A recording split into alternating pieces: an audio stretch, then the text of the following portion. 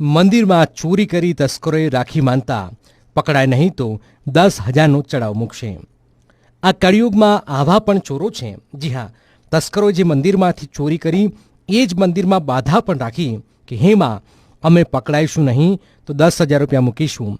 આ ઘટના છે અમદાવાદ જિલ્લાની, જ્યાં સાણંદ બાયપાસ રોડ પર આવેલા ઉમિયાધામ મંદિરમાં 17 જુલાઈના રોજ 2.5 કિલો ચાંદીના છત્તર અને મૂર્તિની ચોરી થઈ।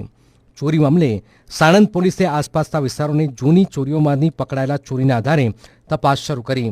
તપાસ દરમિયાન લક્ષ્મણજી હીરાજી અને કિશન હીરાજી નામના 2 શખ્સો પોલીસની રડારમાં આવ્યા। ત્યારે બંને સગા ભાઈઓની અટકાયત કરીને પોલીસે જ્યારે બંને ભાઈઓના મોબાઈલ ફોનની તપાસ કરી ત્યારે અંદરથી ચોરાયેલા ચાંદીના મુદ્દામાલના ફોટોગ્રાફ્સ પણ મળી આવ્યા, જેના આધારે આખી ટોળકીનો પર્દાફાશ થયો અને સાણંદ પોલીસે આ ચોરીના કેસમાં સંડોવાયેલા 5 ચોરોને ઝડપી પાડીને તેની પૂછપરછ પણ હાથ ધરી। ત્યારે ખુલાસો થયો કે મુખ્ય સૂત્રધાર લક્ષ્મણે ઇન્સ્ટાગ્રામ પરથી ગૂગલ મેપનો ઉપયોગ કરવાનું શીખ્યું હતું। ચોરી કરતા પહેલા તેણે ગૂગલ મેપ પર ચોરી કરવાનો આખો રૂટ નક્કી કર્યો, તેનું સ્ક્રીન રેકોર્ડિંગ કર્યું અને અન્ય આરોપીઓને મોકલી આપ્યું હતું। કયો ચોર ક્યાં ઊભો રહેશે, કોણ ચોર રેકી કરશે અને ચોરી કર્યા બાદ કયા રસ્તા પરથી ભાગવું ત્યાં સુધીનું નક્કી કરવામાં આવ્યું હતું અને તેનું એકદમ ચોક્કસ આયોજન પણ થયું।